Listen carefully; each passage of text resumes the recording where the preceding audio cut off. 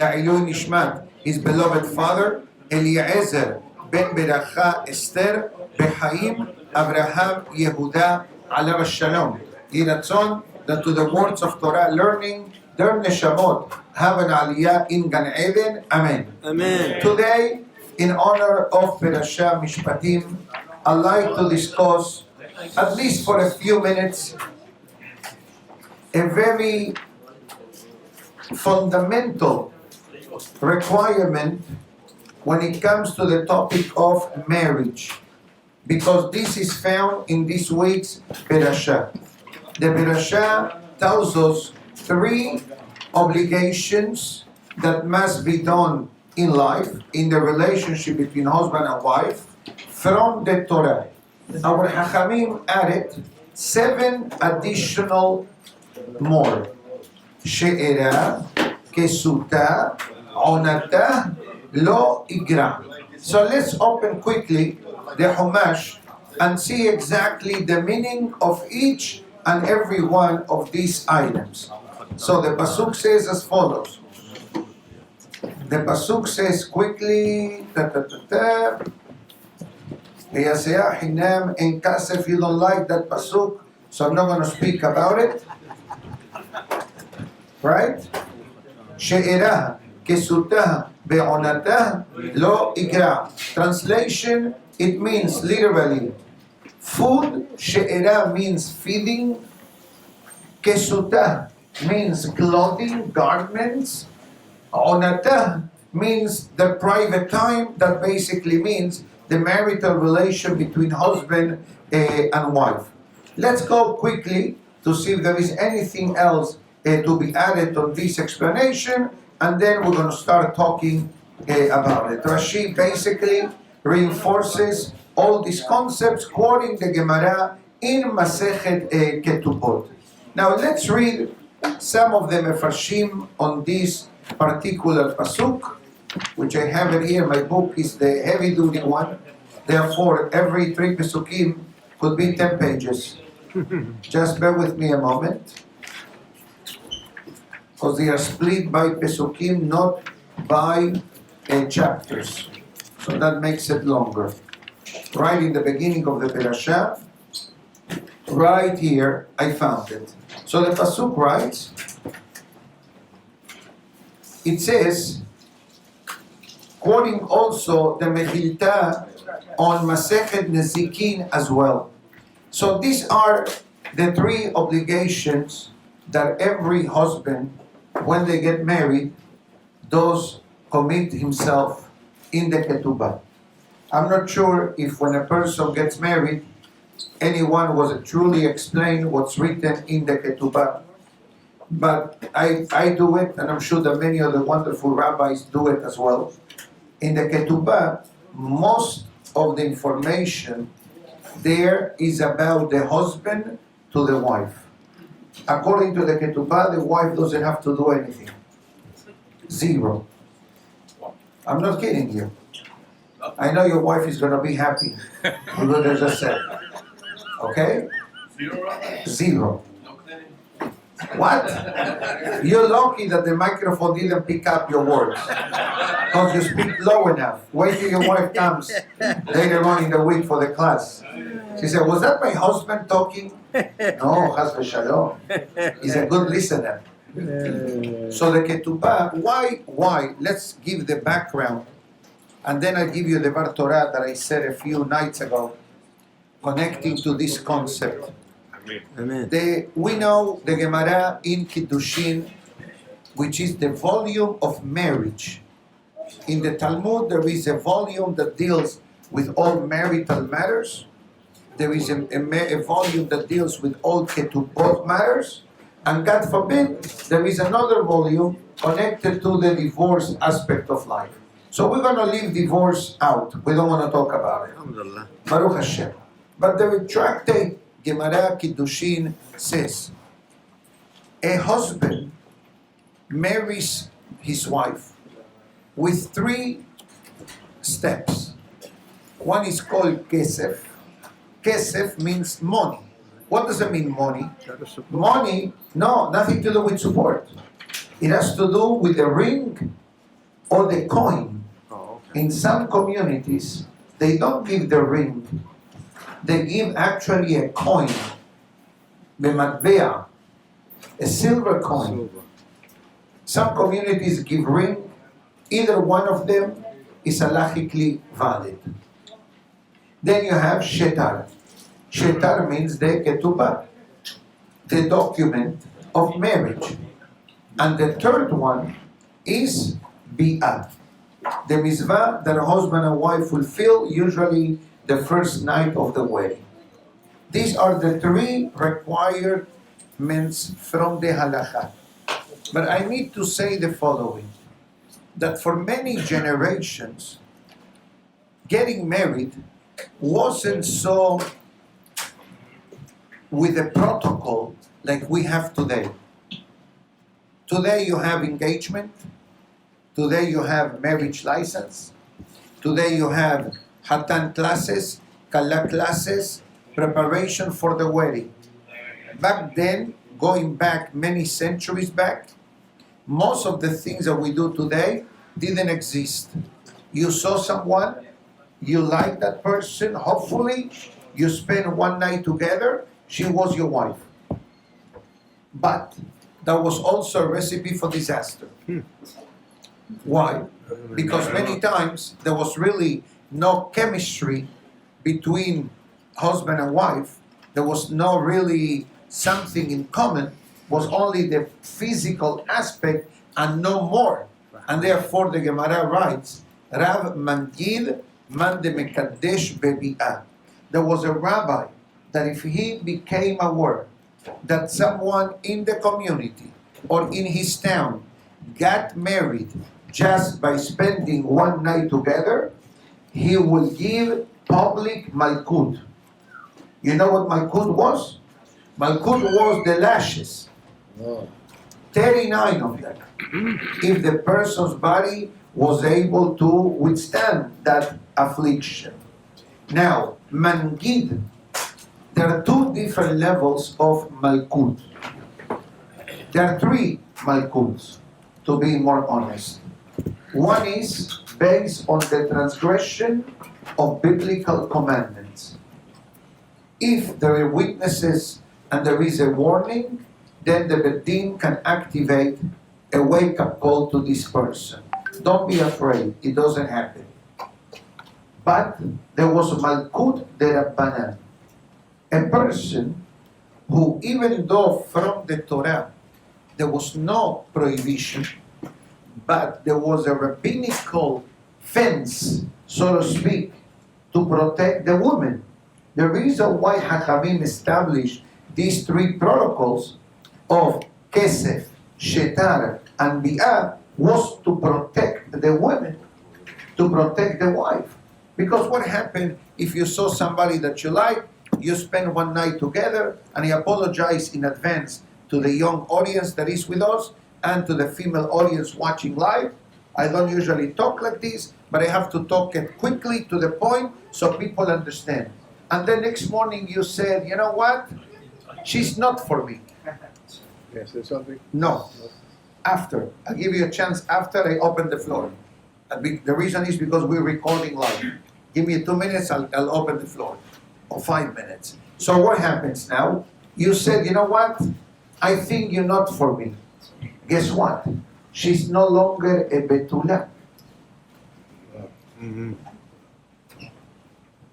Maybe she needs a get No. from the husband because they were intimate. And intimacy is one of the ways of marriage. Doesn't matter. Of course, get existed even in the time of Aharon HaKohen. It's a commandment from the Torah, like a person. The Pasuk says, Bekatav benatan. The Gemara compares, like for marriage, you write the shetar. According to the Gemara, you did not need mehila. According to the Mishnah, you did not need to have 3 of them. You needed to have 1 of them. So even you gave the shetar, even you gave the ketuba, so to speak, for divorce, you must also give the get. That's what the Pasuk says, Bekatav Benatan. The Gemara connects the entering into a marriage and leaving the marriage. Like entering, one of the ways is through the document called Ketuba, so the leaving it's called get. Why the get is only one way? Get. I know what you're asking. I'm not going to answer this question today. I know your question. I read your mind already.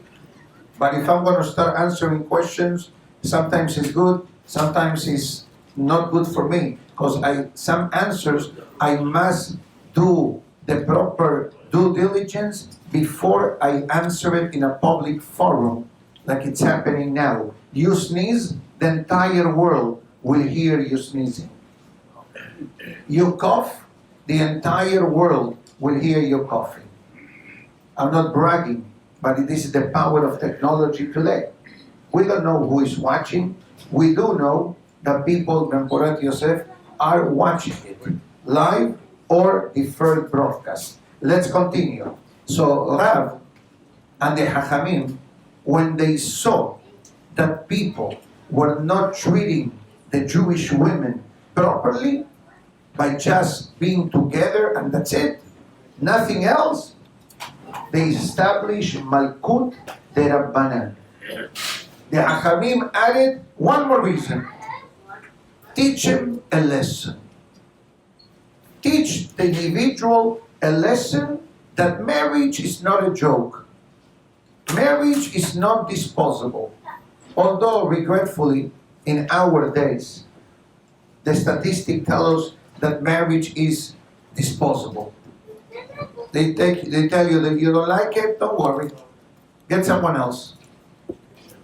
And the Gemara already says, Has v'shalom, that whenever a Jewish couple divorces, Shamayim sheds tears on the couple. Mizbeach zorea alav dema'ot. Why? Because God says, I believed in you. I put you together. I believe in your potential. You didn't believe in yourself? The Gemara goes further. So we have now Kesef Shetar Bi'ah. So Hachamim, in order to make sure that marriage is something strong, they put all these guidelines. And that's why the parasha of this week says, Rohi, when you get married, you need to do the following. I told you before, there are 10 obligations that a husband must fulfill for his wife. 3 of them are from the Torah, 7 of them are Hachamim. I have them in writing upstairs in the book of Ketuba, but I'm going to tell you some of them. So we already discussed the 3 biblical obligations, which is the foundation of your Ketuba. If nobody ever told you what's written in the Ketuba, today you're going to learn the basic concept of the Ketuba. Ketuba has the date of the marriage, the Hebrew date, the day of the week, the city, the name of the Hatan, the name of the father of the Hatan, the name of the Kala, her father's name, and the physical status of the bride. If this is a new marriage, if this is a first marriage, or she is a divorcee, or she is a widow, or even in the case that she is a convert. And based on that, then the Ketubah carries different protocols. Now, Sephardi Ketubah has something called Tosefet Ketubah. Tosefet Ketubah means that the groom, so to speak, besides the basic obligation of the standard value of the Ketubah, in the Sephardi community, the Hatan adds one more additional, let's put it, value to the Ketubah. In some cases, the value is very symbolic. Nowadays, I think in the community, used to be many years back, I think used to be 5518. Then it went to 18. 18. Now it's 26. I tell you my daughter's ketubot, that's what it says. Okay? 26,555. So you have 26 is Hashem's name, and 555 is Hamzeh, 3 times. But either way, 18, 26, 55555. I remember that somebody true story by the way, wrote in the Ketuba $100,000. Wow. And the rabbis were not happy with it. Wow. I remember that story vividly in America, In our days? in our days, a few years back. Why? Because it's an exaggerated amount. You put something, but believe me, that number really doesn't make a difference. You get married with the intention of remaining married till Mashiach comes. Be'ezat Hashem. That's what you aim for. Now, this is from the Torah. You must feed your wife. Meaning to say, the husband must make sure that there is food in the house. Even though you may say, but Rabbi, she buys the grocery. Okay, Hazaku Baruch. Usually ladies don't rely much on the husbands to do grocery shopping, correct? Most of the time the ladies, they like to handle that department, not a problem. But you must make sure, if we take that example, and obviously for the record, there is nothing wrong that the husband, if the wife sends him to buy groceries, then he says, no, the rabbi said the ladies take care of that. No, Haz v'shalom, the rabbi didn't say that. He says that usually that's what happens. But if she sends you to buy groceries, Chazaku Baruch. I'll tell you a secret in a moment. Then you have kesuta. Kesuta comes from the word kesut, not suit, but it makes sense. Why a suit is called suit? Because dressing is called kesut. Kesut, like a suit. Like the suit covers the body, kesuta means covering her. What does it mean in covering her? Make sure that your wife has suitable garments. Most likely, husbands don't have much success in buying clothing for the wife. You agree on that? You agree, Professor? We agree? 100%.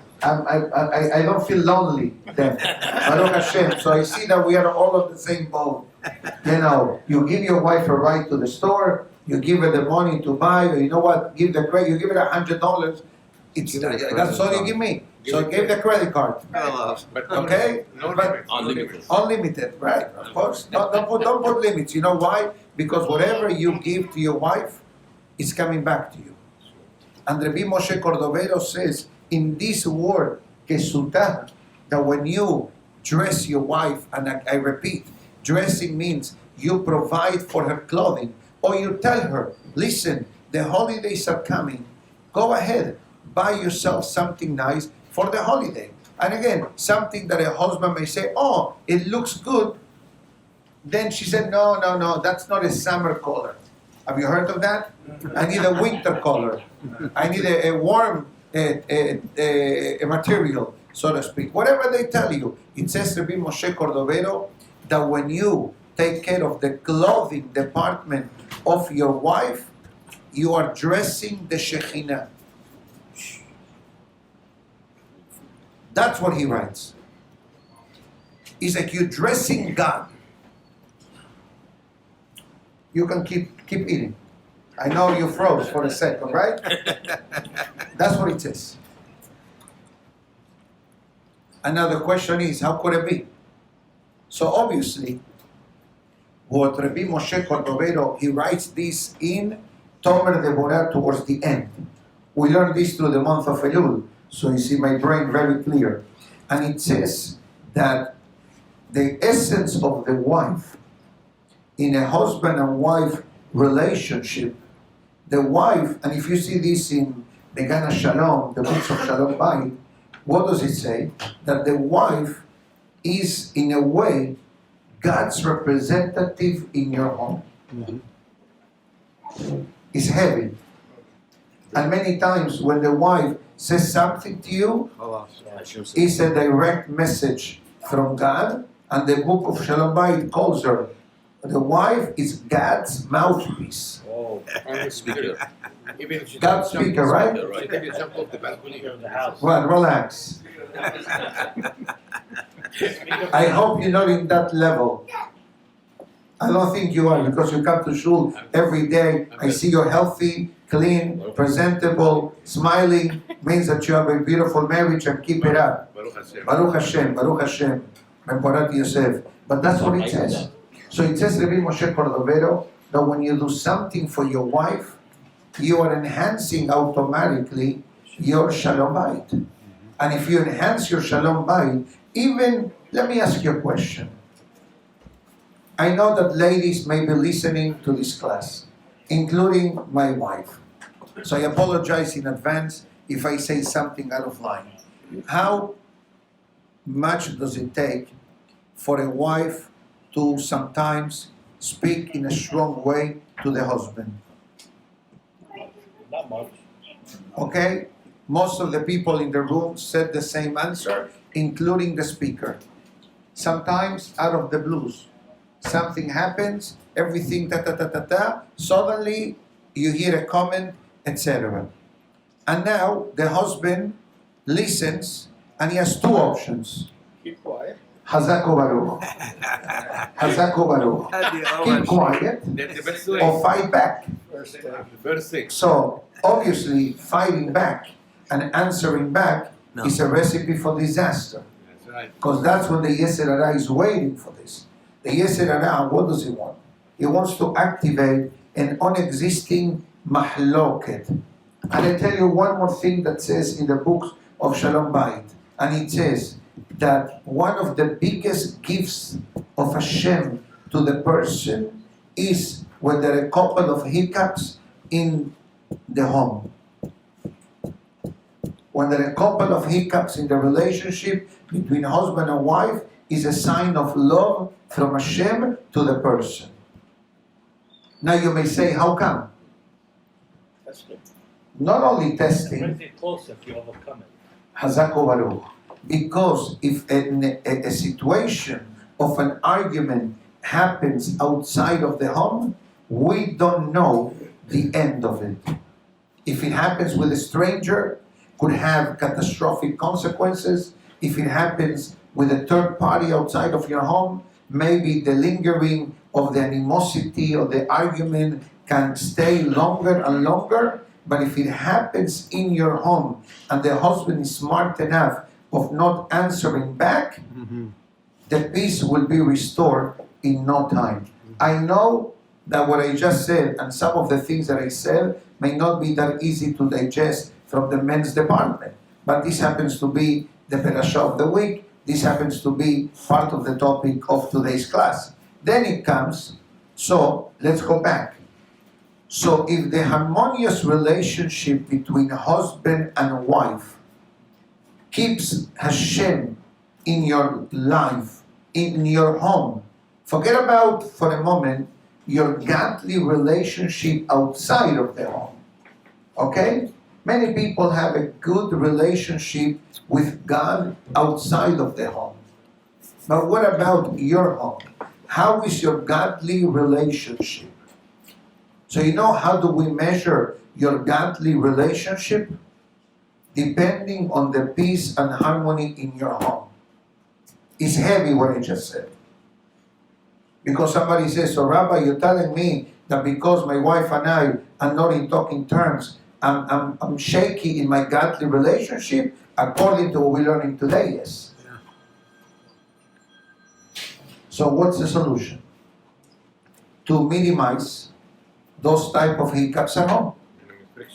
So that's what Rabbi Moshe Cordovero says, that when you bring your wife a gift, or when you buy your wife clothing, or you tell her, Rohi, take money, go buy yourself something nice. What does those to the wife? Brings her happiness. Brings her love. But don't be a fool. Don't go spend on a suit $500 on Saks Fifth Avenue, and you tell her, go to Burlington and buy yourself a few skirts and a few shirts for $200. And I'm not belittling either one of the stores. I buy from both stores. Depends what. Some things you buy in one store, some things you buy in another store.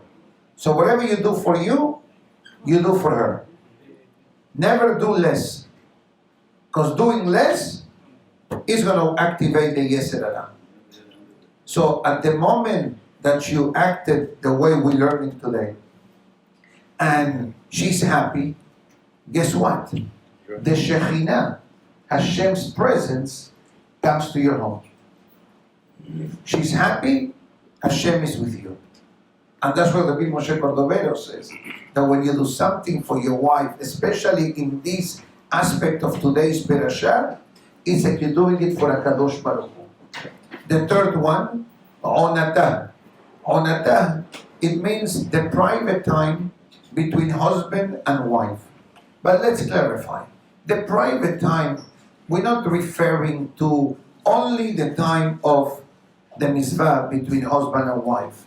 But we're talking about giving the wife attention. Are you giving attention to your wife? Many times, couples come and speak to me with different situations, different challenges. Some of them are manageable. Some of them, I have to say, this is above what I can help you. You need maybe somebody that is more professional and can truly invest X amount of minutes or hours weekly to try to work and solve the solution.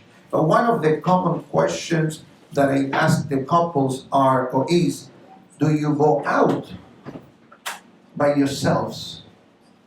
Do you go out on a date? Do you go out Rosh Chodesh? Do you go out at least every 2 weeks or even once a week? Once a week will be better. But for some people it may not be so easy. Especially younger couples, they have children, you have to get a babysitter. But that's a pasuk from the parasha. There must be a time that husband and wife can talk, can interact. And I repeat, I'm not referring to the physical bonding. That's not what I'm referring to today. Although that's one of the obligations from the Torah, but some husbands are mahmir in that, but they are not mahmir in the others. And out of respect, I'm not explaining what I just said. So that's part of the answer. On Atah and the Torah, it's very clean. When the Torah speaks, the Torah is very clean. When the Torah says Onatah, means her time. No interruptions. How many times husband and wife are sitting together to eat dinner and both of them are looking at the cell phone while they eat? Have you seen that? Oh, yeah, everywhere. That's why many homes, what they do, you put the phone away while you are eating. Keep it far away from the table, because then you are like a roommate. That's what you become. A roommate with dividends. That's it. There is no interaction. There is no conversation. And that's, by the way, one of the challenges of our generation. No communication. Hazakuah, an expert husband, Baruch Hashem. Okay? Communication.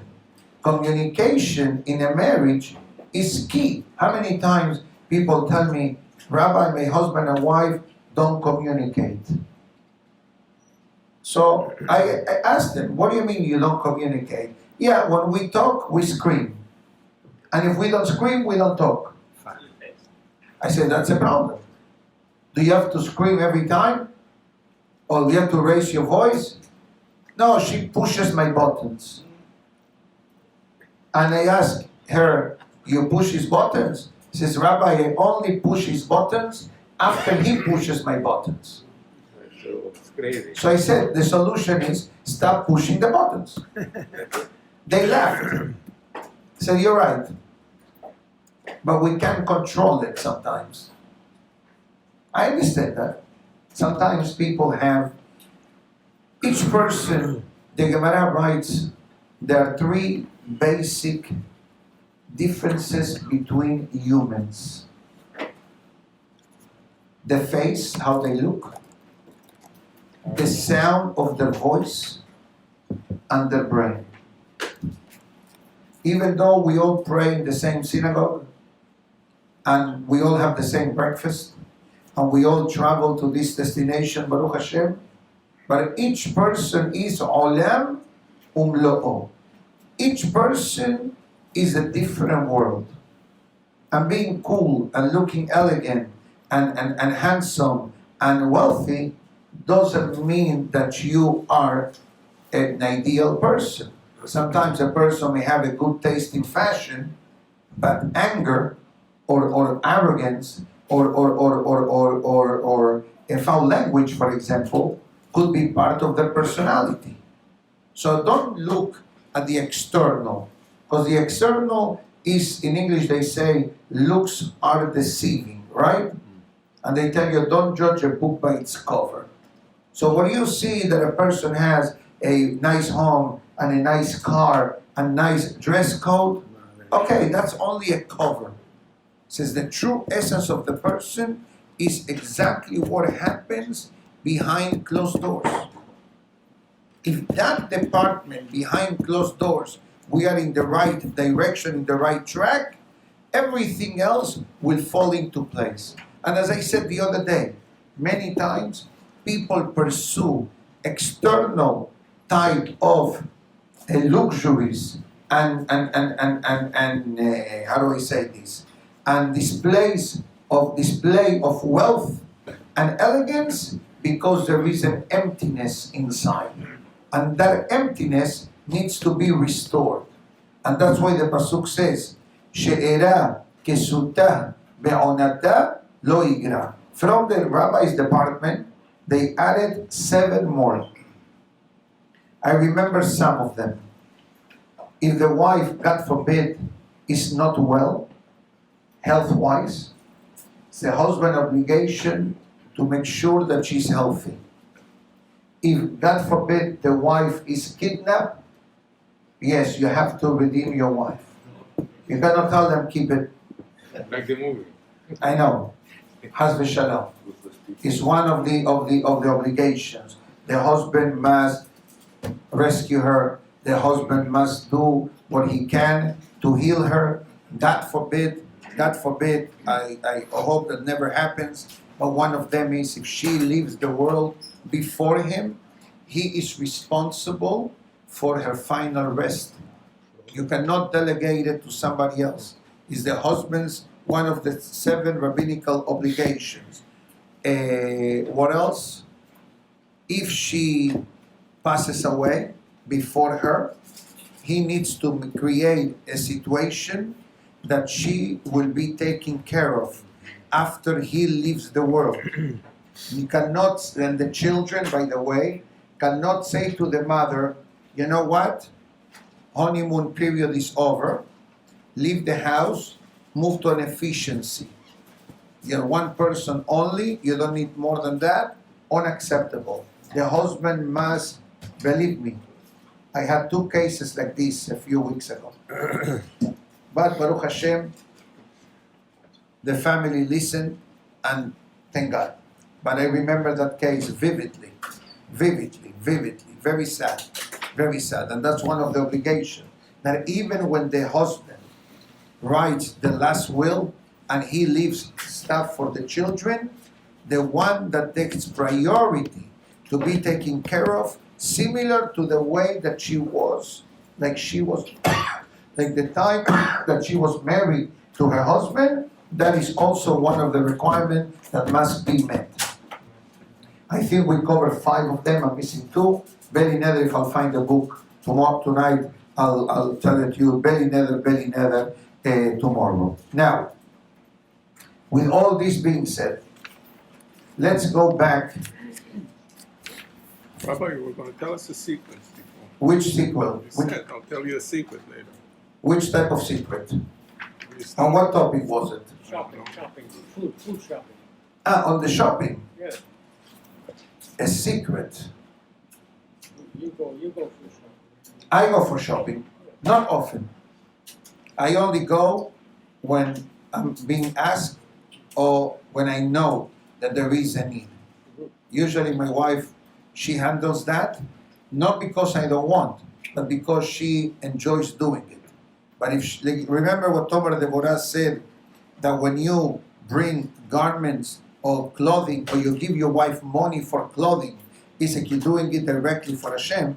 So if your wife says, Moshe, can you go to the supermarket and pick something for me, Nothing. you can use the same analogy.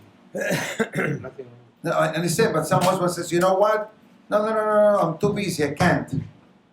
Based on what Rabbi Moshe Cordovero said before, you should run and do it. Because in a way, you are doing it for Hashem. And when you're doing it for your wife, as I said in the beginning of the class, you're doing it for HaKadosh Baruch Hu. I know that to most of us, says, Rabbi, what are you saying? Is my wife Hashem? I didn't say that. Great call. But maybe a level down. According to the holy books, that's the way it is. How difficult it is for us as men to absorb. And that's why, and I finish with this, the ceremony under the chuppah, how is it called? Kiddushin. What's the meaning of the word Kiddushin? Very holy. Sanctification. Sanctification. How do you call the prayer that you do at home when you come back from the knees Shabbat night? What do you do when you come home? Kiddush. You do the Addus. Okay? Okay, what is Kiddush and what is Kiddushin? The same meaning. Thank you. Sanctification. A man can achieve spiritual holiness through marriage. That's why a man that is not married, and I'm not referring to the young audience that is visiting us for us, some of you need to finish high school still, I believe, right? So don't rush, okay? But how the Gemara calls a man that is not married? Incomplete. Somebody gets married, he's zero. Incomplete. Okay, from being nothing to becoming a zero, that's great. That's a promotion. And now you're a funny guy, and your wife is an Eshet High. So I know that you are kidding, just to bring a good spirit with everybody. I know you are. Okay? But let's be honest here. The Gemara writes that a man that is not married is considered an incomplete creation. And I know that this is very tough to say and even tough to hear Very deep. if, God forbid, a person is of a certain age and still did not find the nasib, did not find the suitable spouse. So it's definitely a blessing for the single men and girls from the Jewish people, Be'ezat Hashem, to find the suitable nasib, the suitable shidduch. But the Gemara says, Kol sharui belo isha, sharui belo tova, belo beracha, belo simcha. It says your life is incomplete. And I know that marriage brings sometimes challenges in the life of the person. Let's be honest here now, okay?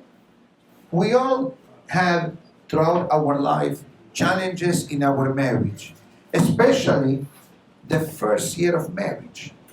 Remember the mitzvah from the Torah that says, "Besimach et ishto asher lakach," that the husband, the first year of marriage, cannot be part of the Jewish army. Why not? Because you have an obligation to make your wife happy. And if you got married and went to war, what did you do? So if you survive the first year of marriage, that's a great potential. Winning battle. Why? Because the first year is an adjustment period. Even though you say, but I know her, great family, great parents, great community, great background, all that is beautiful for the shidduch resume, for the shidduch profile, to make it a potential wife or a husband. But the real deal happens behind closed doors. When you finish your wedding, you finish Shiva Berachot, that you have the honeymoon period, celebration, and the simcha, the farah, all that is beautiful. Now, once the week of Shiva Berachot is over, now you start, how do I say this, calibrating your life, making an adjustment. And let's be honest here, marriage is an adjustment, correct? You agree? Baruch Hashem, we all agree. Marriage is an adjustment.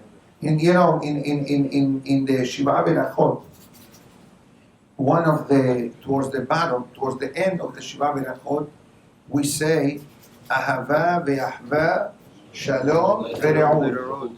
So these 4 words are key in a marriage. Ahava means love. Ahva is from Lashon Ahdut, unification, brotherhood. Shalom, peace. Re'ud, friendship. So your wife becomes your spouse, your brother or your sister, your peace partner, and your best friend. So either one of the 4 words you use, they all come with one goal in mind, keeping you together. Yes, some people may say, Rabbi, it's easier to throw in the towel. Maybe it's easier to throw in the towel in some cases, but it's not good unless, God forbid, there are situations beyond our control of inappropriate behavior, if you understand what I mean, immorality, has v'shalom. Other than that, you can change, you can improve yourself, you can try to speak to a third party that's going to guide you to help. But I'd like to say one more thing. Remember the Gemara I mentioned before, 2 Gemarot, one about being single, one about getting divorced. But there is one more. In the word ahava, which in English means what? Love. Love. Ahava means love. Ahavat olam ahavtanu. An eternal love we love to Hashem. Right? If you look at the word ahava, the 2 middle letters make up the word ahab. Aleph, he, bet, he, ahava. Forget about the aleph and the he for a moment. Let's concentrate on the middle 2 letters. Have. What does the meaning in Aramaic have? To give. To give. That's it. You give, you will receive. You give attention, you give love, you give attention, you give words of compliments, you give words of lifting the spirit. And I said this 2 or 3 days ago. And when discuss something similar to what we're learning today, I don't pick the topic. Usually the topic picks me, basically because that's the menu of the day, or depending on the parasha. But what did we say? The more the husband gives, The more you get back. the more he gets back. And it's proven. I'm going to tell you a story.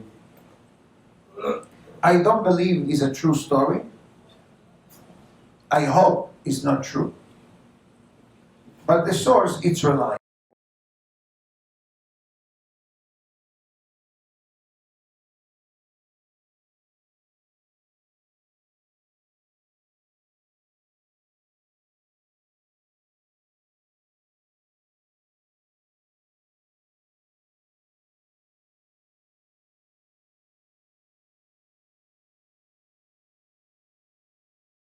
Can't you put it on the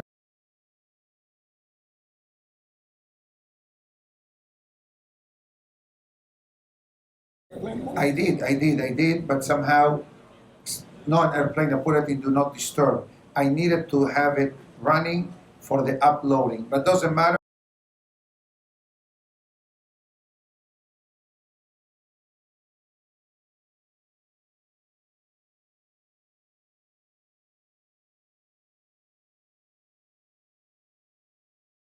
Not disturb. I needed to have it running for the uploading, but doesn't matter. I'll convey the message to the IT department of iTorah.com.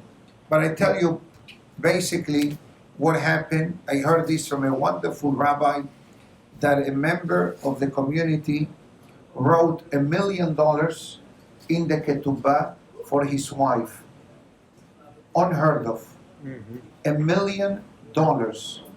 Not 1 million pesos, $1,000,000 in South America, if a dollar is 200 pesos, that's after you took out 6 zeros, the valuation of the currency. It may be not a lot, right? So the fellow says, Rabbi, I can't stand my wife any longer. I need to get divorced. But I have this Ketuba, $1,000,000 that I wrote for her. What are we going to do? The rabbi says, I have to think about it. The rabbi says, there is a way that you will be exempt of paying this Ketuba. It says how? If she has an early departure from the world. Oh my God. No, that's no good. Don't get any ideas, Rabotai. Please stay tuned. Don't walk out of the room because it's gonna. The rabbi told him. He said, but what I'm going to do? How am I going to do that? People are going to say right away, I'm the one who get rid of her for the insurance policy. Has v'shalom. Okay? Says, don't worry. We're going to find something that is undetectable. But for the next 3 months, he says, you need to become the best husband out there. So no one will ever say that you wanted to get rid of your wife. He says, but I can't stand her. That's what he says to the rabbi. He says, listen, either you do what I'm suggesting, or you have to pay $1,000,000 in the Ketuba. And you're going to pay for the rest of your life. It says, so what do? I don't know what to do. It says, number one, bring flowers out of nowhere. Today is Tuesday. Go buy your flowers. And when she asks you, why did you bring me flowers? You want to say, I was thinking of you. I saw the beautiful flowers and reminded me of you. I ready to give you a tip for your marriage. If you do that to your wife, guaranteed love. Emotional love, that's what I meant. Okay. The husband wasn't too happy doing that. But he did it. And the wife looks at him, said, what did you do? You never brought me flowers, not even in honor of Shabbat. He says, no, I saw them and you were the first person that came to my mind. No, that's not a good answer. You were the only person. So the first person, Yesh Echad, then it comes Rishon Sheli. You're the only person that came to my mind. Okay. 2 days later, he goes to the rabbi. He says, Rabbi, the flowers work for 48 hours. What else do I do now? I said, the rabbi asked him, do you have a cleaning lady comes to the house to help your wife on Fridays for Shabbat? He said, no, she can do everything. So you understand what kind of husband is this? Right? She says, okay, from now on, tell your wife, suggest to her, why don't you bring somebody to help you? You work so hard all week long. On top of Friday, we have guests. He went to the wife on Thursday. The wife was very appreciative, says, you know what, I would love to do that. So the husband said, not a problem, get someone, and besimcha rabbah. The maid came, the wife Shabbat was superb. Comes the next week, and the husband says, don't cook dinner tonight. We're going to go out on a date. Dress up, we're going to go to a restaurant. Not a pizza store. Maybe she was vegetarian, I didn't ask.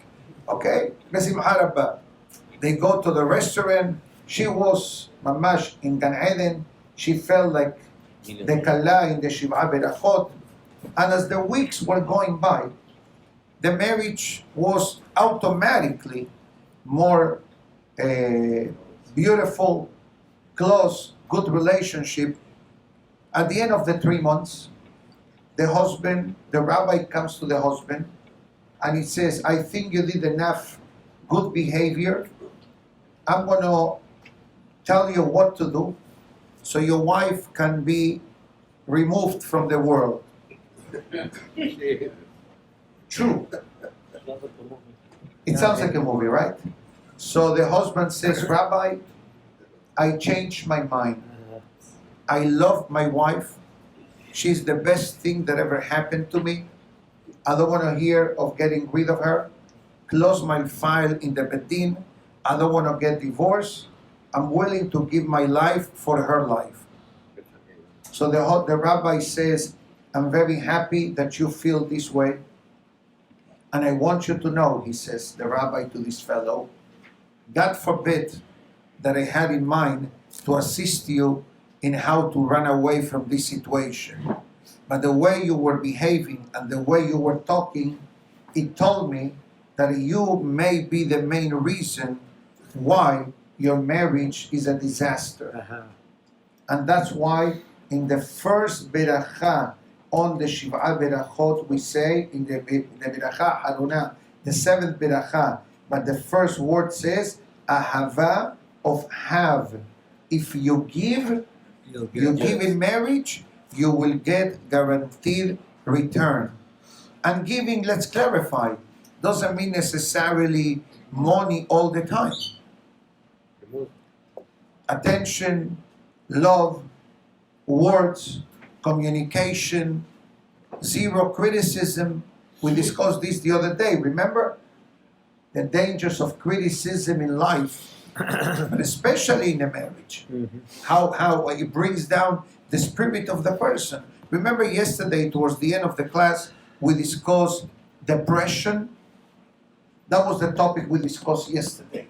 And how it affects the thought of the person and how it brings down the essence of the person. I want you to know that criticism, it achieves the same goal. The more we criticize, the more we are burying the person. And by the way, this is not limited to marriage only. In life. In life. Even in your workforce. I don't want to promise because I can't promise. But I can tell you the following. The more positive your environment at work is, the less critical and the more positive reinforced, you'll see dividends at all levels. But the first step is in our home. Once our home is under control, Be'ezat Hashem, the rest of the areas of life will follow the same pattern. Because you're going to change. You're going to change. We're going to change. We're going to improve, and we're going to understand what is the truth.